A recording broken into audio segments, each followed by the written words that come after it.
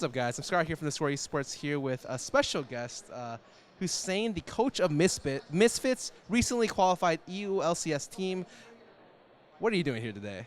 I'm here enjoying the World Championships. I'm actually from Toronto, so this is my home city, and there was no way I was going to miss Ride finally bringing an event to my city. It's been great so far. I'm really excited for the games today. Can you talk to me a little bit about what you do, especially for your team? I've heard quite a lot of coaches teach in different styles, and I'm really interested to hear like how exactly you coach and what specifically are your responsibilities on the team. Well, when I first moved there, I was the first coach that they had hired, but the team had been practicing for a while. So initially it was just getting the schedule on point, getting them to wake up on time, practice on time, et cetera, making sure that they practice efficiently. From then on, once everyone was on the same page and how we play, how we work as a team, that's when I moved into the more strategical way. And I would say I'm very controlling about how my team functions. I do much prefer a top-down structure, and that's what I brought to Misfits, and it's been working out well so far. That's really interesting to me because I've heard a lot of rumors in the past, and especially recently, about European coaches and coaching in general. A lot of times it's really difficult to be able to instill that type of authoritative control onto the players because the players are very much, I don't want to say have big egos, but like essentially are very high up in the structure. How exactly is there any truth to that? There is a lot of truth to that for Europe, actually, and I had similar issues with my team. Not to say that my team was the reason for it. It's just a different culture over there.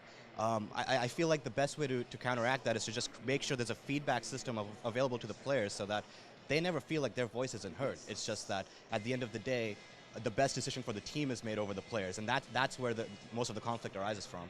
So on my team, I've been trying to make sure that every single player feels like they've been heard.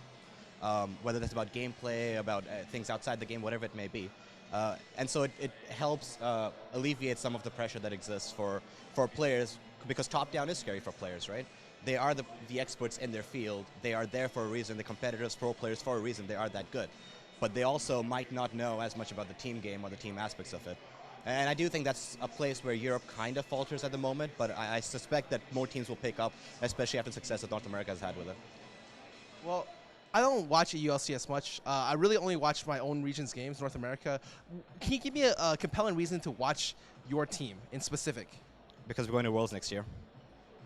That's it. Where I think gameplay-wise, we are a faster-paced team than most European teams are used to, mainly because we try to play a lot like a Korean team. We learn from them a lot. We learn from Rox, SKT. That's who we try to emulate. And the teams in Korea are very good at taking the smallest advantage in a lane and just pressuring that side of the map insanely well. And that's what we try to. Now, obviously, we're not as good at it, but we try to make that work in Europe. And so far, that's been very successful for us. I feel like to some extent, Europe is very passive when it comes to snowballing their leads. They do go further than other regions in waiting for the enemy to make mistakes, and we try to not do that. We try to create our own opportunities. So I think we'll be a very exciting team for that specific reason. Is there one player that really stands out to you, someone who you work with personally that you're just really surprised that you didn't expect them to be like as good or as competent in a certain field? I kind of expected everyone on my team to be as good as they were, because that was the deal that I wanted. I wanted to work with a roster that I knew was good enough to go to places that I want to go to, personally. But the one player that stood up, Alfari, I'd worked with previously, and I knew he was an excellent top laner. But what I did not expect was him to turn into a primary shot caller for our team so quickly. We were in Challenger for about 2.5 months, and within that time, Alfari and IgNar are the two big shot callers on our team right now, with everyone else facilitating info.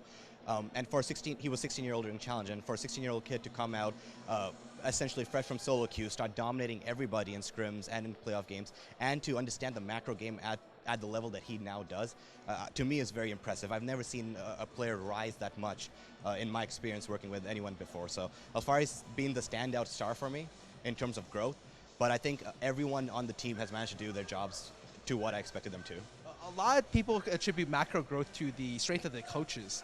How do you feel like you're a large reason why his macro growth has been so good? I think for some, yes. So my ideal team is you have veterans that understand the game already, and you have rising talent that are mechanically very skilled and understand the laning aspect of it to complement them. So what ends up happening is that you have these veterans controlling the map itself, and the people the new talent with the mechanics, they snowball the map because they know how to play team fights well or laning well. They know how to abuse these advantages. They might not necessarily know how to get the advantages. So I think my team between Wisdom and IgNar had a good balance between veterans in jungle and support that know how to control the map, and I had very strong laners. So I would say the biggest, I guess, plus point for me during coaching was that I had IgNar. IgNar understands the game at a very high level. We were able to talk about the game quite easily and agree on most things. So it's very easy for me to talk to the rest of the team about macro plays when I have someone like IgNar who is this, veteran status helping me out with that. IgNar has been like really hyped throughout. I think he was in North America at some point, I think, and then he went to Europe, and he's been everywhere. And throughout the entire time, he's been hyped up. I think it's been a long time since I actually expected much of him, and he finally was able to break through to the LCS. Do you feel like he lives up to the hype? Because I've seen some of his play. He looks fantastic, but I don't know how it looks like from behind the scenes. I think I knew IgNar would be good. I didn't know how good he would be. I didn't know he'd be this amazing. I would say right now he's a top 3 support in the West. Because when you look at a game from a support point of view, you usually see how they ward the map, how they move, how they take laning advantages and convert them into map control. What you don't see is communication, and the one thing that surprised me was IgNar's English is very good for someone who just came here. He communicates perfectly where the game is concerned. So not only do we have this Korean support who understands how to play the map intuitively, who's learned it under Korean infrastructure and Korean coaches, but he's able to communicate that to the rest of the team as well. So what ends up happening is between IgNar and our jungle, or IgNar and any winning side of the map, we're able to snowball that incredibly well. One thing, for example, a lot of Western supports weren't doing till, at least in Europe, from what I saw till IgNar came, was a huge thing in bot lane is to hit that level 2 first and then all in or take control of the lane. IgNar hits level 2 and he roams for control of the enemy jungle instead. He gives up that lane advantage for a map advantage, and now it's very standard play to do that, but at the time, at the start of the season, I didn't really see anyone doing it. And then from there, IgNar and any jungler work very well at just moving from map from side to side and controlling. That's IgNar's real strength, and it's incredible. He is a very smart player. Let's wind back a little bit. You are in the finals. The finals are about to start in a couple hours. Who are you rooting for? TSM all the way. TSM 3-1, I would say, against C9. A lot of pros are coming up to me to tell me C9's actually super good. Everyone tells me their scrim record right now is really, really strong. They're a much better team than people expect. Do you feel like the game could be closer? I think they'll be closer than what we saw in the regular season because Cloud9 has improved, but a lot of pros usually come out with scrim records as a strength, as a I guess, validation of strength. And I don't think that's really fair to TSM because TSM has publicly said they were struggling with scrims on 6:15 at the start. They really only picked it up 5 days before the CLG match. So one thing I think no one takes in consideration is that stage play is very different from scrim, and TSM is incredible on the stage. And I don't know if Cloud9 will be able to keep up to that. If Cloud9 want to win, I think they have to snowball off Impact. I think that is the one place where they can put a dent in TSM's laning. And to C9's credit, they did an incredible job of it against Immortals. So I think that's where the one game will come out for them, but I don't think they can take the whole series just off that. Okay, as another coach, I have to ask, where do you rate TSM right now, globally? I would say top 5. I think the Korean teams are still better. I'm not sure where EDG stands because when I look at the finals between EDG and RNG, I do think composition-wise, EDG had the best read on the meta in all the regions so far. Now, obviously, everyone goes to Korea and boot camp, so things can change then. I suspect that all the picks will be very similar for Worlds, but I would say right now TSM top 5 for sure. That's a very bold statement. Is there something that really stands out about TSM that makes you think that they're that good? I respect teams that take a small advantage in laning phase and snowball that into controlling that side of the map.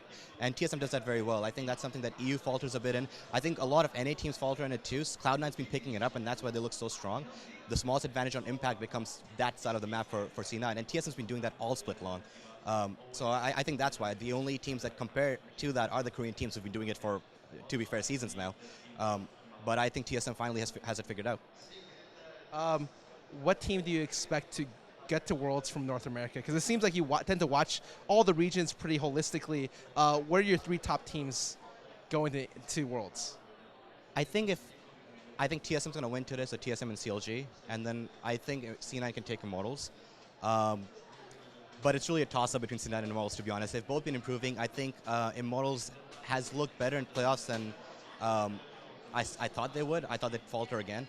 But they've been stepping up, right? Sure, they lost the game 5 to C9, but they did make it to 5 games, and they played fairly well in all 5 games, and against CLG as well. They made it to 5th game and they won off it. I don't think I think they're recovering from the tilt scare that they might have had in previous playoffs. So Moz can put up a fight, but I think C9 plays a style that I prefer more, a more stable style. So I think C9 will be the 3rd team. Do you have any last words, anything you want to say to Misfits fans out there or future Misfits fans out there? We're going to be big, so start cheering for us. Thank you. You're here to hear first. Hussain, the coach of the next big thing in EU. I'm Scarra here from theScore eSports. You can find more content online and on our mobile app. Thank you guys. Hope you guys have a nice day.